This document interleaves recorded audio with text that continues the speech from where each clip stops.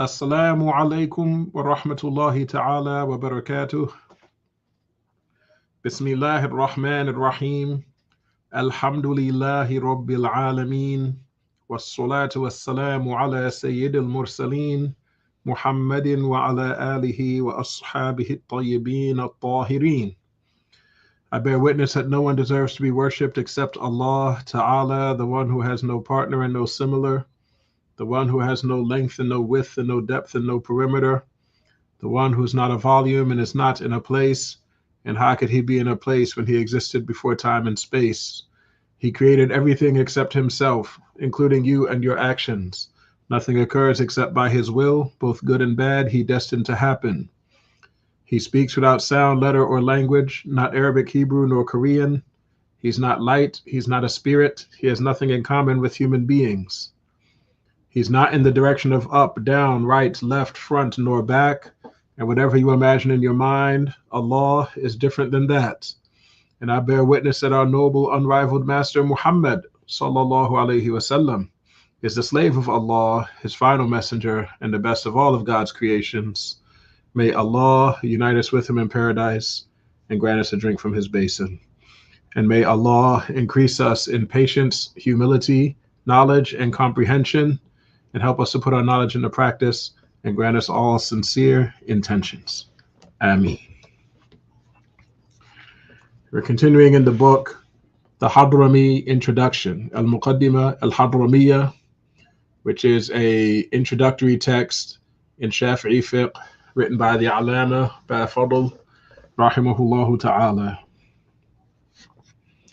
We've made it to page 24 in the book. Page 24 in the book. The section entitled Prohibited Times for Praying. So we're on page 24, the section entitled Prohibited Times for Praying.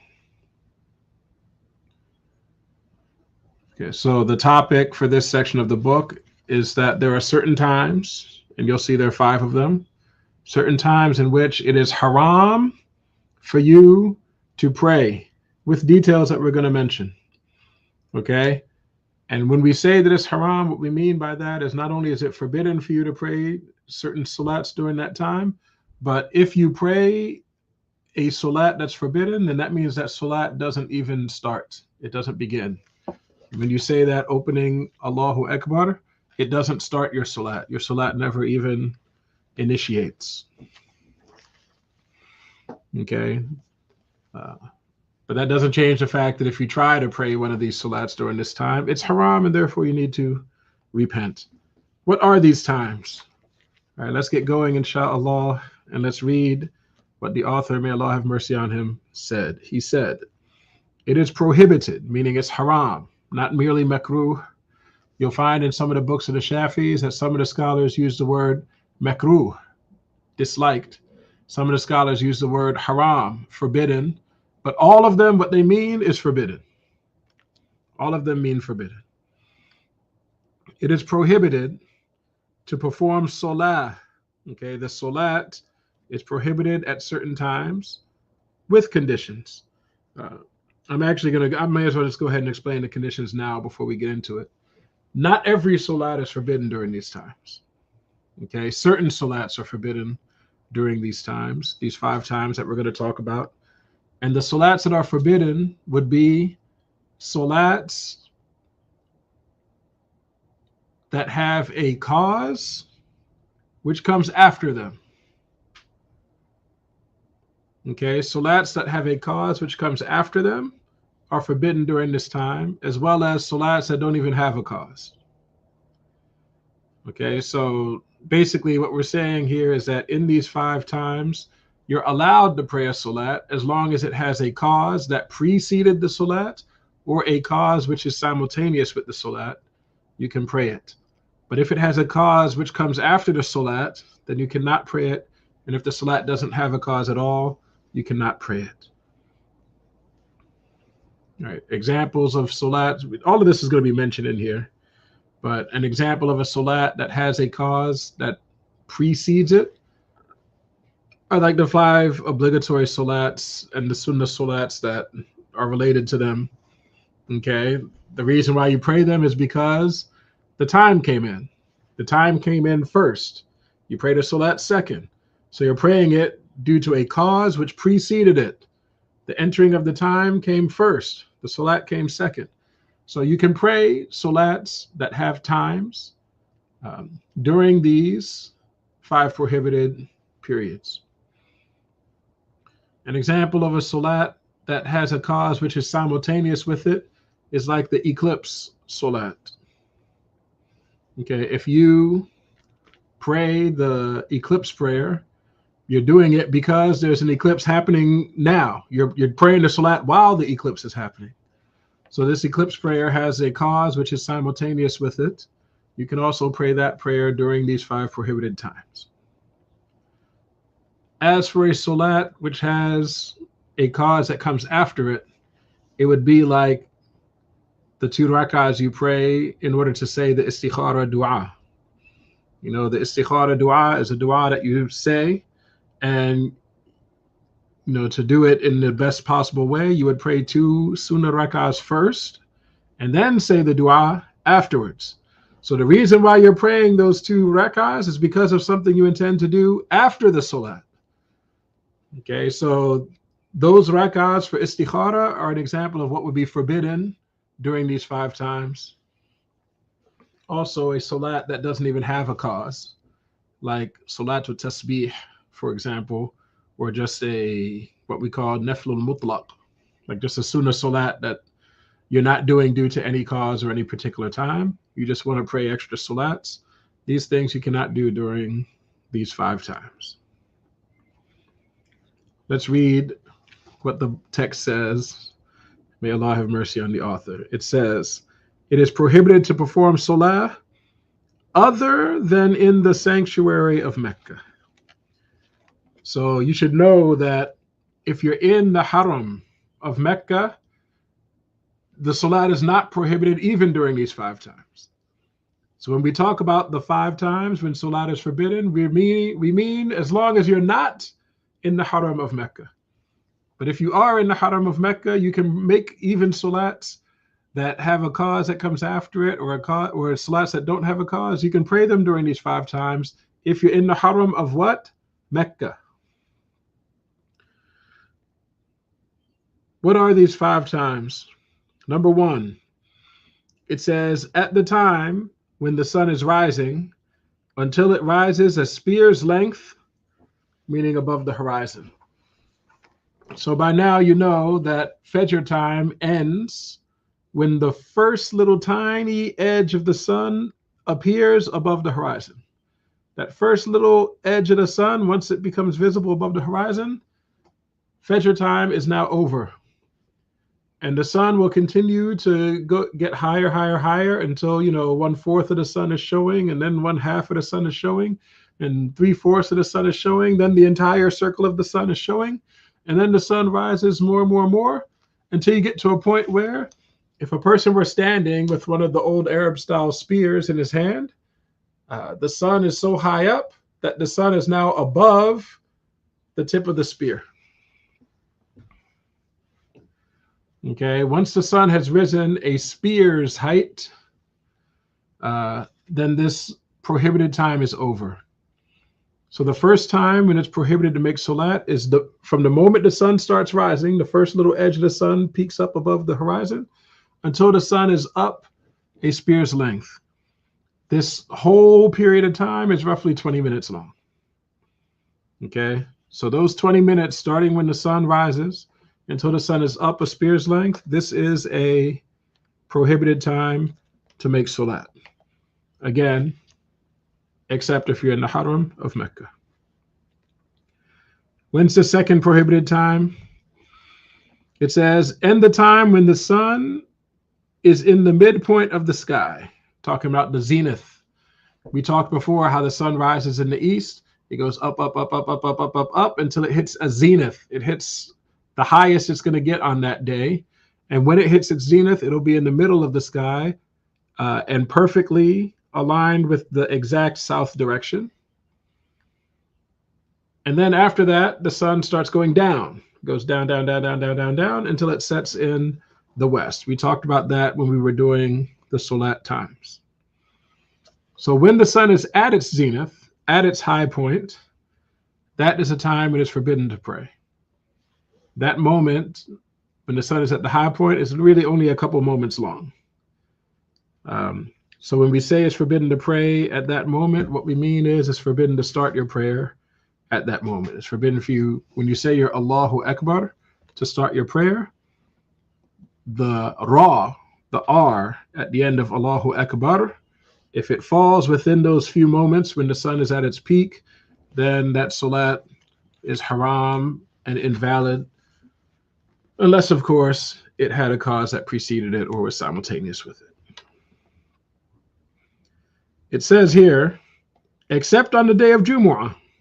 So the other exception, so we said if you started your salat during those few moments, it would be haram and invalid. We said unless the salat had a cause that preceded it or the salat had a cause that's simultaneous with it. And for this particular time, there's a third exception.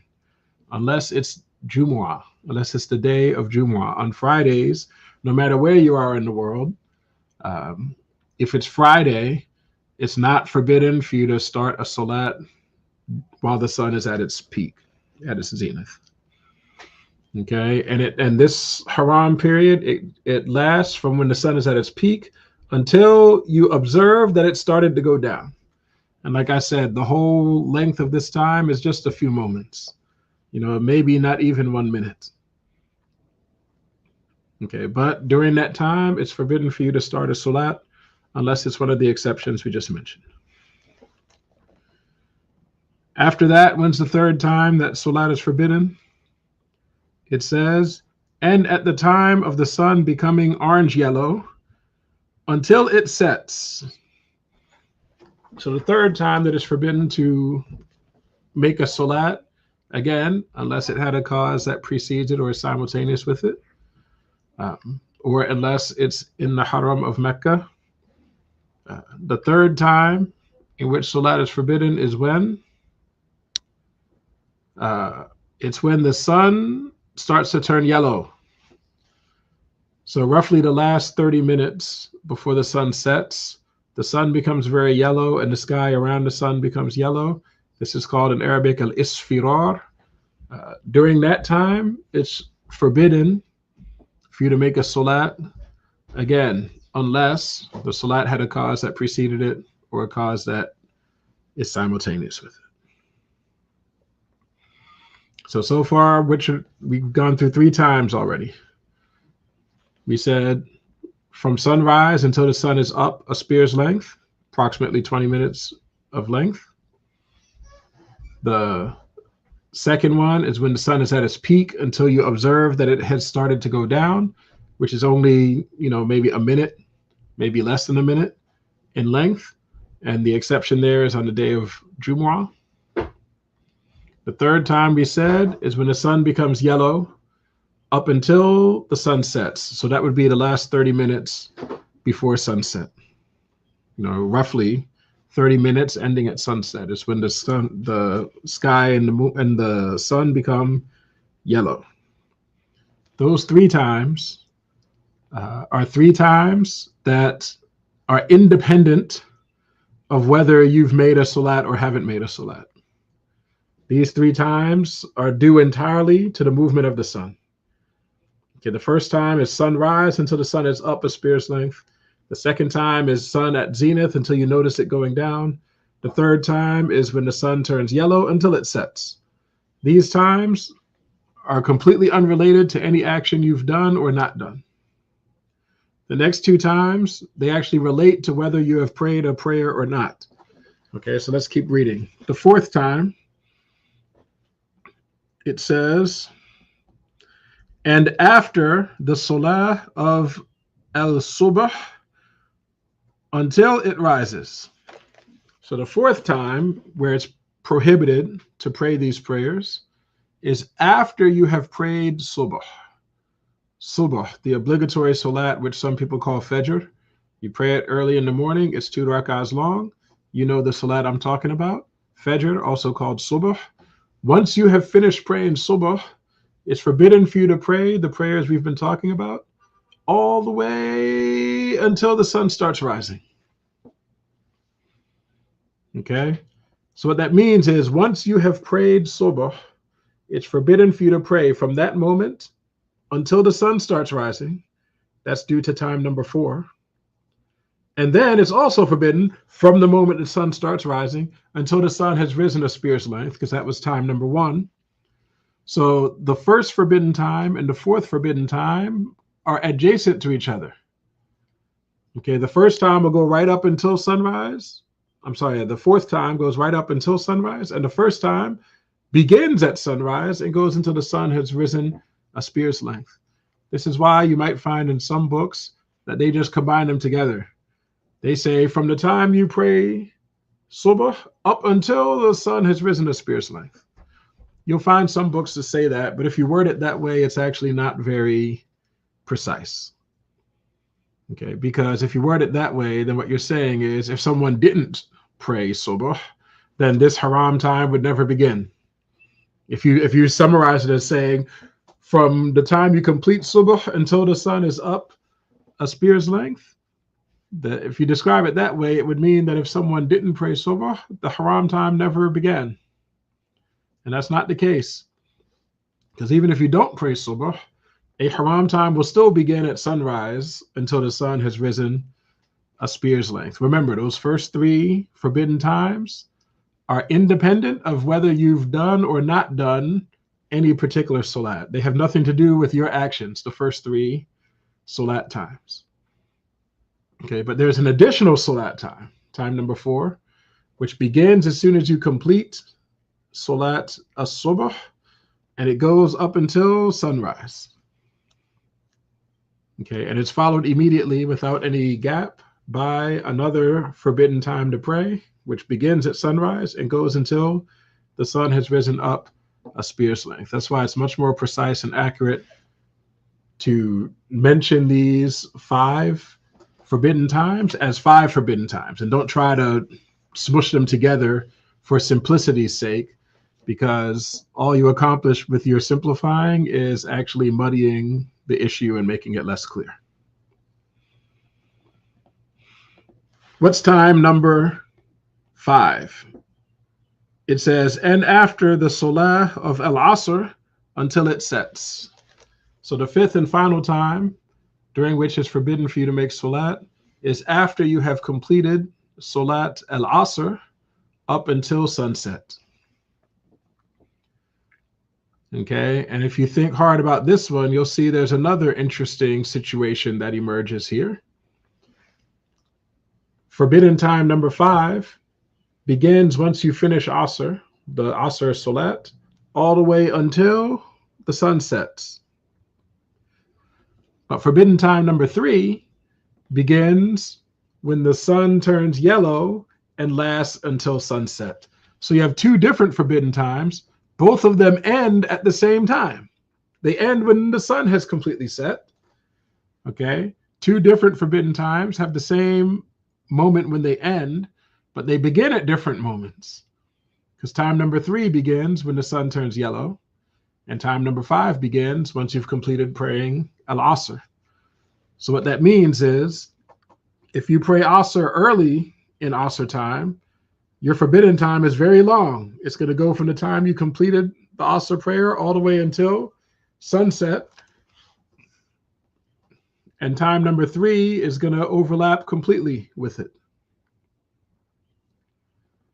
But if you waited until near the end of Asr time to pray your Asr prayer, like if you waited until the sun has already turned yellow, which is disliked to do, but if you waited until the sun was already turning yellow, and then you prayed Asr, well, then what would happen is one forbidden time, number 3, would begin when the sun turned yellow, even though you haven't prayed Asr yet.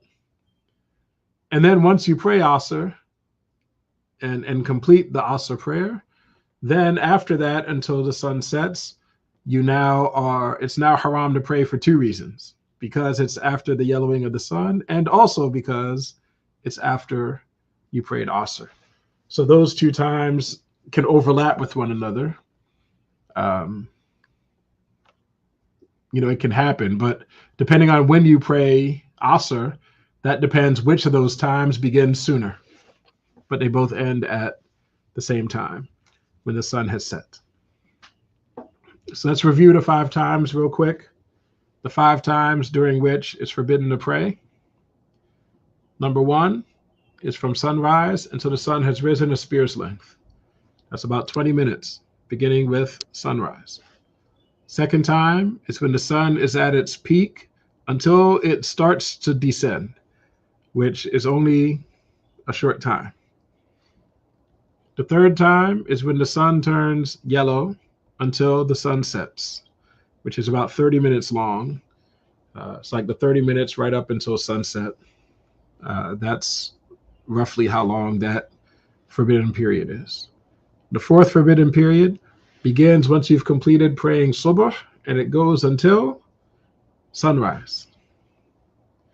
The fifth and final forbidden period begins once you have completed praying al-Asr, and it goes until the sun has set.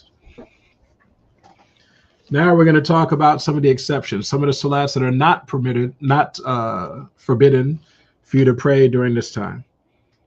The author, may Allah have mercy on him, said, it is not prohibited. It is not prohibited to perform a salat which has a reason, he says, preceding it. The translator here used the word preceding it, but that's not what is in the Arabic text. The Arabic text was much more precise. It said, it's not prohibited to perform a salah which has a reason not subsequent to it. This is precise.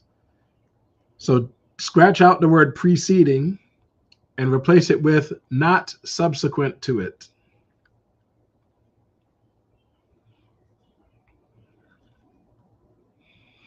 Okay? Because as long as your salat has a reason, and that reason is not subsequent to it, meaning it's not something that comes after it, then you can pray it.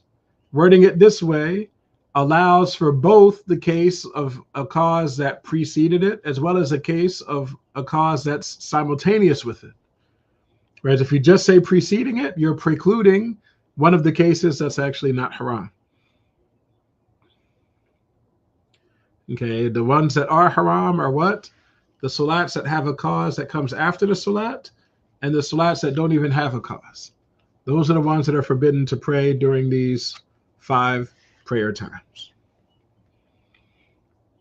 Now he's going to give some examples. He says, like a missed salah. So an example of a prayer that's permitted during these times would be a missed salah. Okay, let's say, for example, you took a nap, which is sunnah to do during the daytime. It's sunnah to take a nap during the day to help you wake up before Fajr. And some people, they take their nap before Dhuhr begins. So say they went to take a nap, 30 minutes before Dhuhr came in, but for whatever reason, they slept a very long time. And when they woke up, it was Asr time. And so they decided to pray Asr. And now that they've prayed Asr, they're in a forbidden time, because it's forbidden for them to pray once they've finished Asr all the way until sunset. And they realize, oh no, I never prayed Dhuhr because I was asleep. And now that I prayed Asr, they're wondering, am I even allowed to pray Dhuhr now? The answer is yes. You're allowed to pray Dhuhr, even though it's coming during a forbidden time, even though it's after you prayed Asr. You're allowed to pray Dhuhr in this case. Why? Because it's a missed salat, and it has a cause which preceded it. Okay, the reason why you're praying that Dhuhr prayer is what? Because the Dhuhr time came in. Dhuhr time came in while you were sleeping. But the important thing is Dhuhr time came in before you prayed the salat. So even though you're praying the salat in Asr time, after you finished Asr, even though it's during a time when salat is forbidden, it's not forbidden to pray that salat because it had a cause which preceded it. What's another example?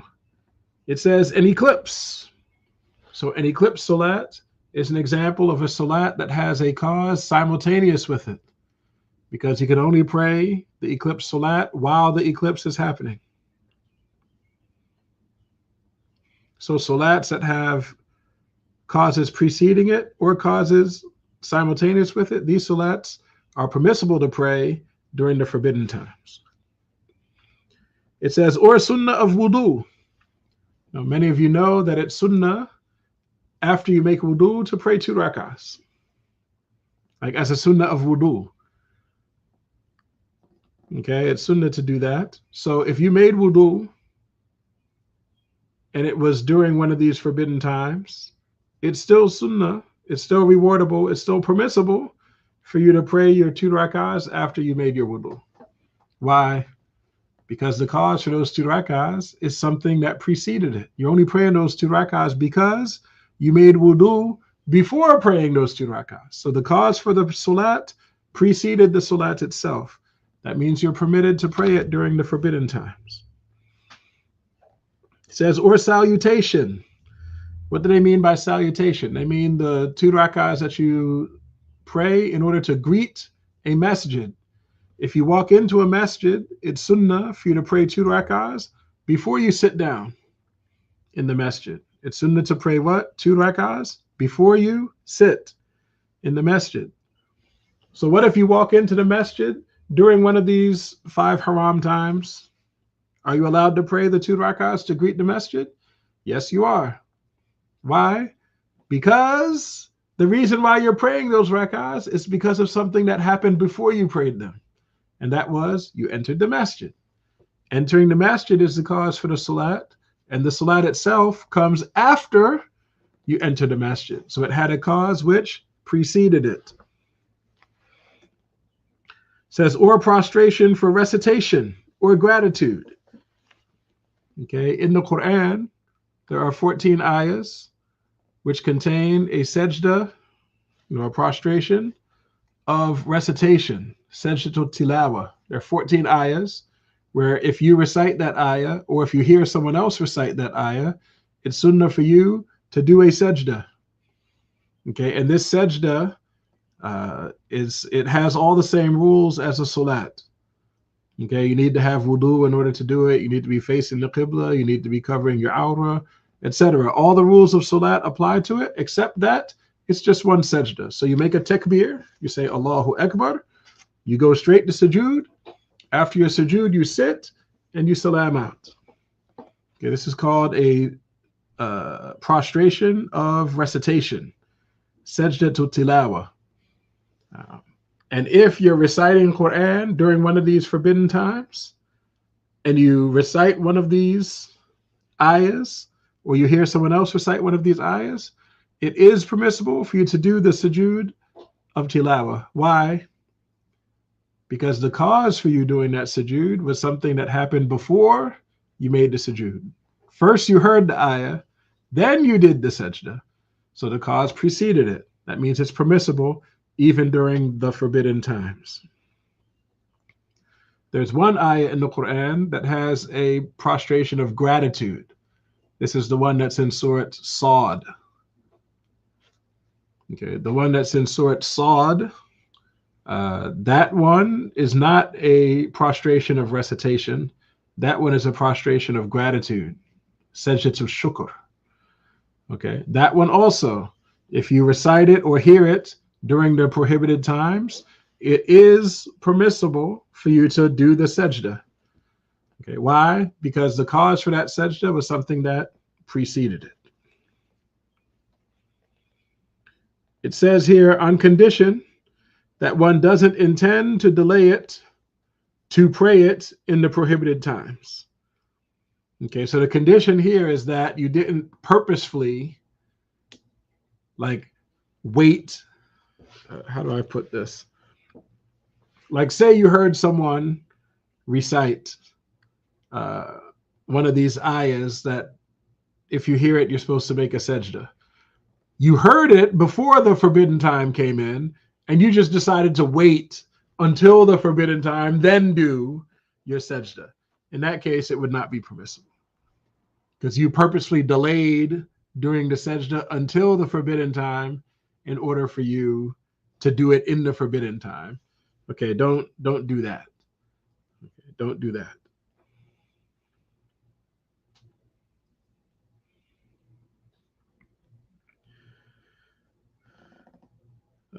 MashaAllah. It then says, however, it is prohibited for a salah which has a reason which is delayed from it. What he means by delayed from it is subsequent to it. Like the salat that you're praying, the reason for it is something that's going to come after you finish the prayer. All right, this type of salat is forbidden during these forbidden times. And he mentions like the salah of istikhara. You know, the istikhara dua is a dua you pray when you have a decision you need to make. And you recite this dua after praying 2 rak'ahs. So the salat that you're praying, why are you praying it? Because of something that you're going to do after the prayer. This type of salat is forbidden to do during these 5 prohibited times. And he mentions, and the 2 units of entering into ihram. Okay, for those of you who have made Hajj or have made Umrah, or perhaps those of you who are planning in the future to make Hajj or Umrah, you know that when you do one of these pilgrimages, you need to enter into a state which is called ihram. Okay, you enter into this state with an intention. Like once you intend that you're beginning the actions of Hajj or the actions of Umrah, you're now in what's called ihram. And it's sunnah to pray 2 rak'ahs before you enter into ihram. Meaning before you make that intention that you're beginning your Hajj, you're beginning your Umrah, you pray 2 rak'ahs before that. So what that means is the reason why you're going to pray those 2 rak'ahs is because of something you're going to do after the salah. So those 2 rak'ahs would be forbidden to do during these 5 forbidden times. Any questions about these 5 times? Like when they begin, when they end, and which kinds of salats are forbidden in them versus which kinds of salats are not forbidden in them? Inshallah, it should be clear.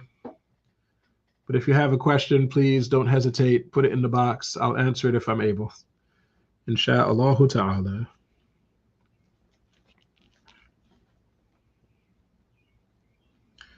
Someone mentioned he didn't know that you salam out when you do sajda of tilawah. Yes, you salam out, but that doesn't mean you say a whole tashahhud and all of that. You just do the sajda, sit and say assalamu alaikum wa rahmatullah, assalamu alaikum wa rahmatullah. You don't say the tahiyyat, you don't say salat upon the Prophet, all of that. You just sit and say assalamu alaikum.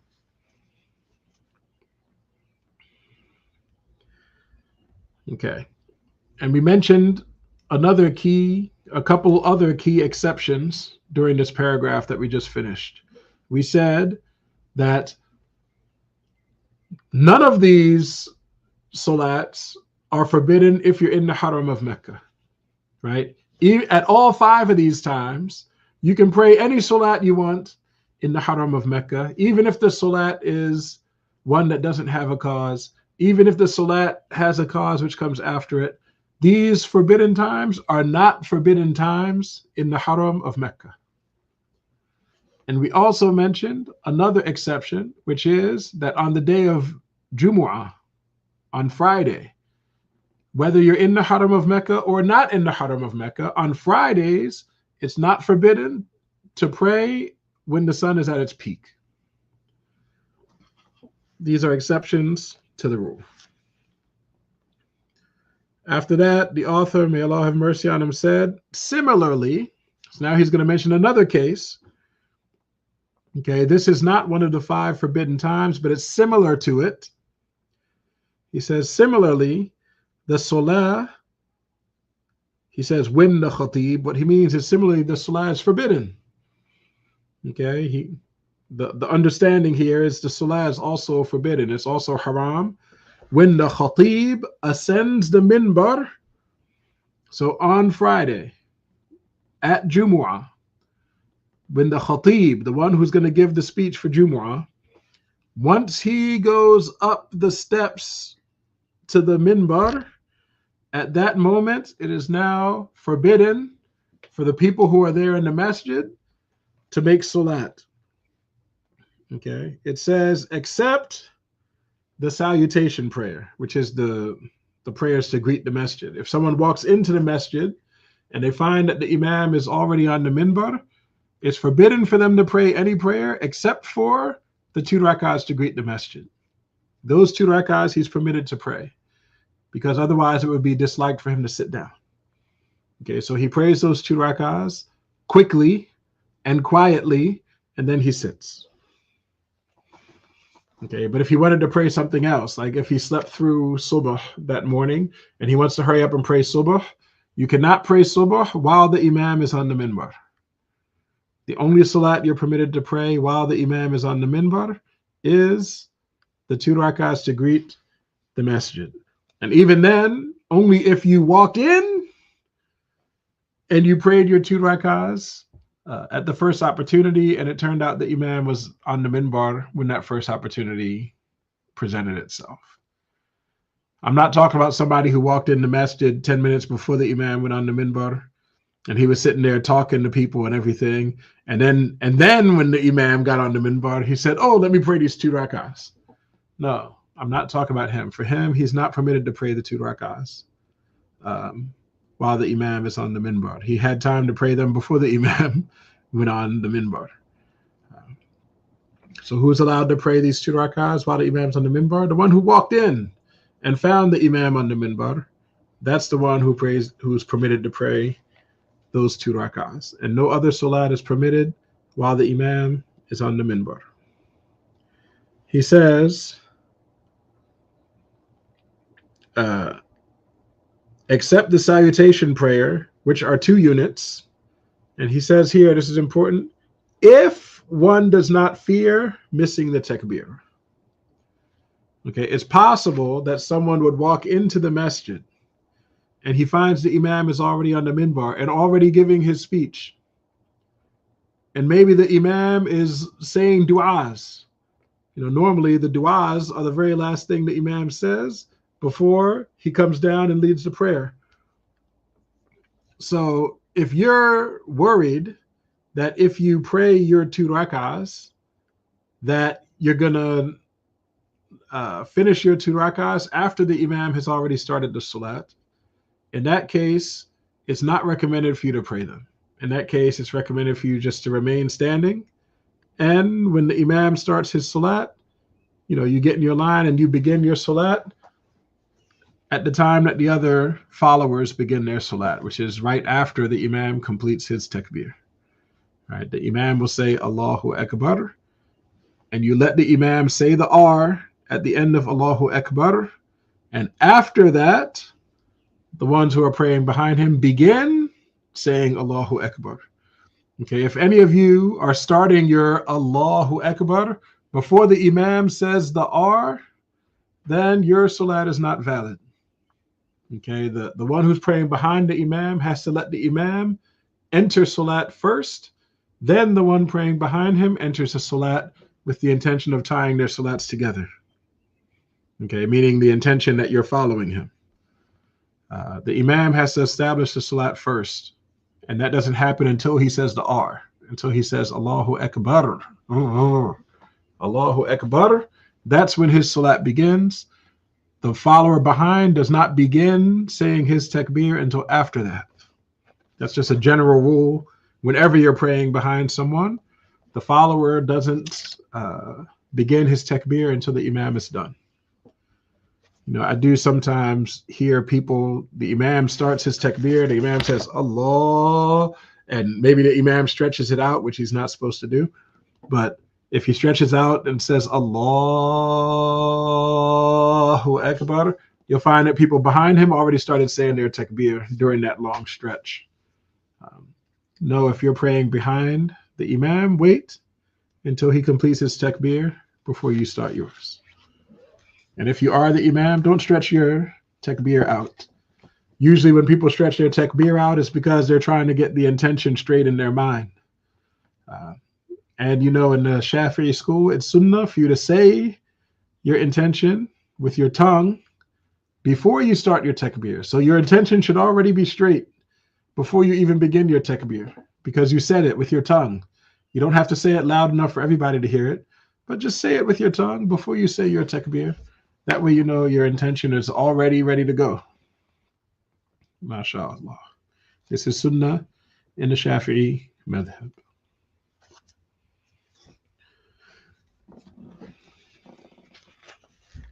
We have some time. This lesson was a little bit short, but the next chapter, which is about the adhan and the iqamah, is actually a pretty long chapter.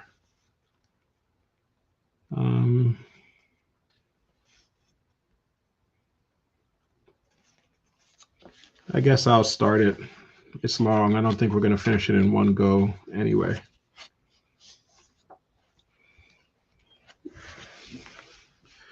So let's start it. The next chapter, page 25.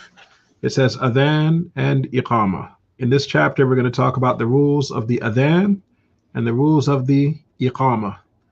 And please do pay attention, because the rules, at least according to the Shafi'i madhab, are significantly different than what most of us are used to. Okay, so let's learn the detailed rules, insha'Allah ta'ala. It says, adhan and iqamah are both recommended for the obligatory prayers.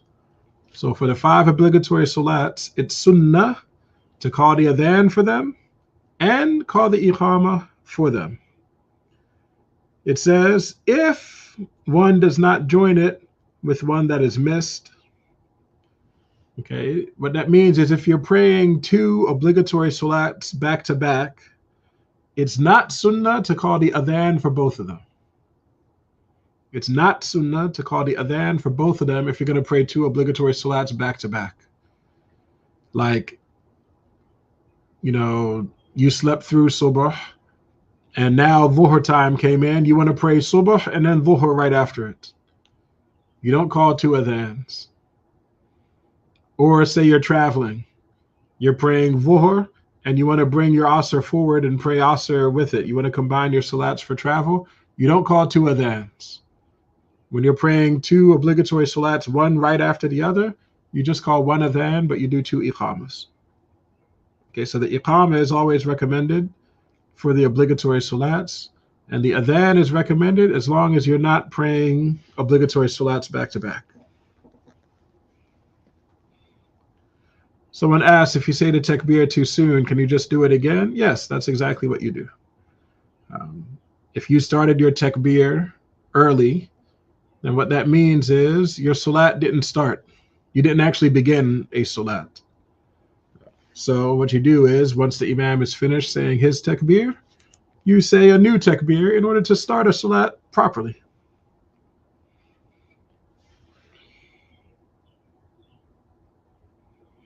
MashaAllah.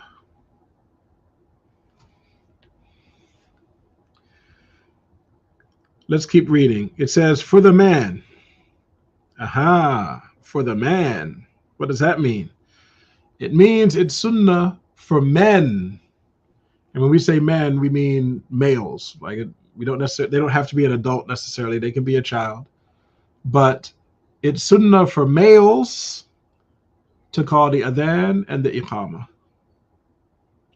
Okay, it's sunnah for males to call the adhan and the iqamah. As for women, it's sunnah for women to call the iqamah if there are no men present.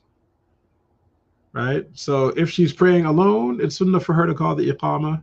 And if she's praying in a group of people that's all women, it's sunnah for her to call the iqamah. But if there's a man who's going to be part of this prayer, then the man should be the one to call the adhan and the iqamah. As for the adhan, there are different sayings where some people say it's haram for women to call the adhan. Some people say it's disliked for women to call the adhan. The truth is, it's permissible. It's permissible and rewardable for a woman to call the adhan if it's for a group of people who are all women. But the condition is that she not call it the way that men call it. She can't imitate men. Okay, and the way that men call the adhan is what? Loud. Men call it loudly. So if a woman's going to call the adhan for a congregation of all women, what she needs to do is call it softly. Softly. But generally speaking, what's well known in the Shafi'i madhab is that women call the iqama and don't even call the adhan. No, but if you want to get real technical about it, it is permissible for women to call the adhan if there's no men that are going to be part of the salat. Okay, let's go back. It says for the man. So who's the one that's recommended to call the adhan and to call the iqama? Males. It says even if alone. So even if that man is by himself and he's going to pray by himself, it's still sunnah for him to call the adhan for every obligatory salat. It says, and even if he hears the adhan, so even if he already heard the adhan that came from the masjid, okay, if he's not going to pray at the masjid, if he's going to pray in his house or at his job or wherever he is, whether he's alone or with a group, even if he heard an adhan from somewhere else, if he's going to pray in this place, it's sunnah for him to call the adhan for his salat. It says also for a second congregation. Okay, so imagine a situation where there's a masjid and the people came to the masjid and they prayed the obligatory prayer, but they did not call the adhan. They prayed their obligatory prayer without an adhan. And then a second group of people come in wanting to pray. Well, if the first group did not call the adhan, well, then it's sunnah for the second group to call the adhan. Okay, so it's sunnah even if it's the second congregation. It's sunnah to call the adhan on the, but we're talking about the case where the first jama'ah did not call the adhan. It says, and for a missed salah, which means it's also sunnah to call the adhan if you're making up a prayer that you missed. Say you overslept, you woke up and you missed subh this morning, and you're going to pray subh later, say 10 a.m. It's sunnah to call the adhan for it, because subh is one of the obligatory salats. Even if you're praying it during dhuhr time or asr time or whenever you make up the salat, if you're making up a missed salat, it's sunnah to do what? To call the adhan for it. The exception is what? If you're praying multiple obligatory salats back to back. In that case, you only call one adhan. You don't call the adhan for each one of the salats. But the general rule is you call an adhan for every one of the obligatory salats, and you call an iqama for every one of the obligatory salats. He says, if a number of missed salah come together, or he combines his salat at the beginning or delayed, so he's giving cases now. He's saying if you're praying a bunch of obligatory salats in a row, or if you have a reason to combine your prayers, like say you're traveling and you're going to pray two obligatory salats back to back, he says at the beginning, meaning in the time of the first prayer, meaning you brought forward one salat into the time of the first prayer so you can combine them, or delayed, meaning you delayed one salat to the time of the second one and prayed them both in the time of the second one, assuming you're going to pray them back to back. In these situations, you only call one adhan because you're praying two or more obligatory salats back to back. And you don't do, in this case, you call one adhan before the first one, and that's it. He says, then he makes adhan for the first only.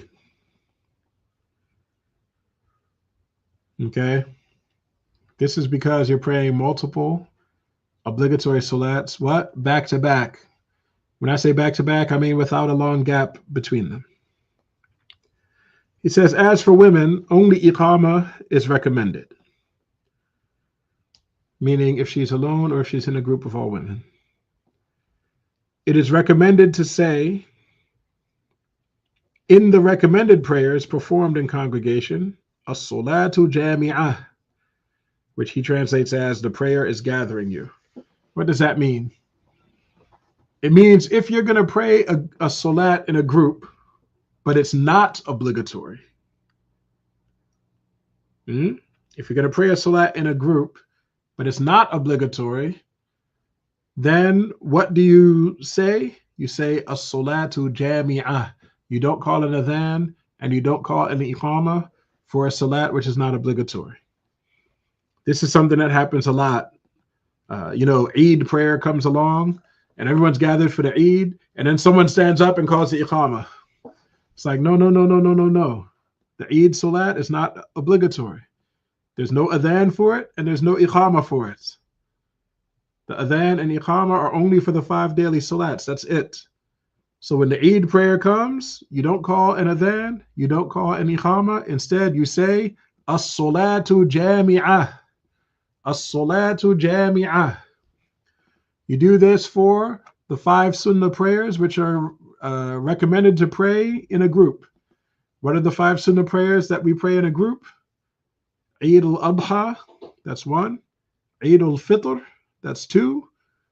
Solar eclipse, that's 3. Lunar eclipse, that's 4. And the rain prayer, that's 5.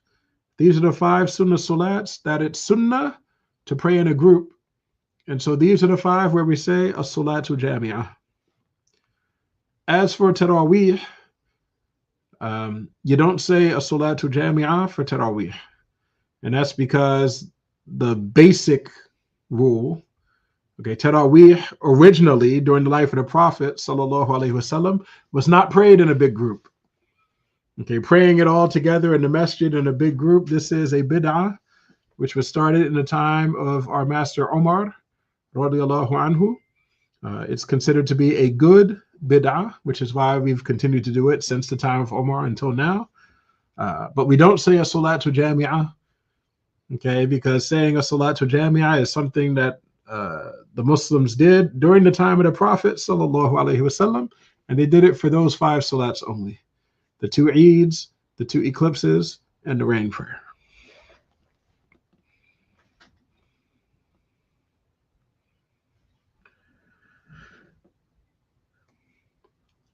Wa sallallahu ala sayyidina Muhammad wa ala alihi wa sahbihi wa sallam. We'll stop there and we'll pick up there next week, inshallah. If you have a question, put it in the box. Other than that, I will respond to whatever I see here.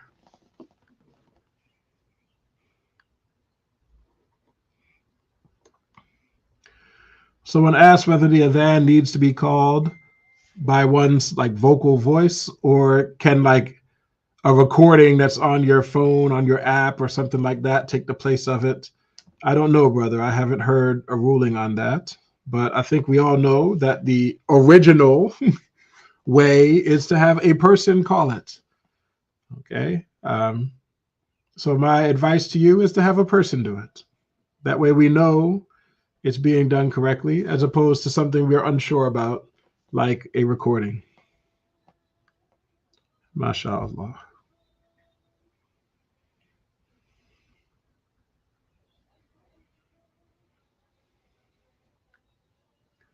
The other thing that I wanted to say about this question is that, remember, the adhan and the iqama themselves are sunnah. It's not an obligation to call the adhan and the iqama for your salat. So if you were to, if you're unsure of your situation, you can pray without calling the adhan and without calling the iqama. You're permitted to do that. And this is, of course, assuming that your town in general has enough adhans being called that, the signs that Islam is present in the city are there.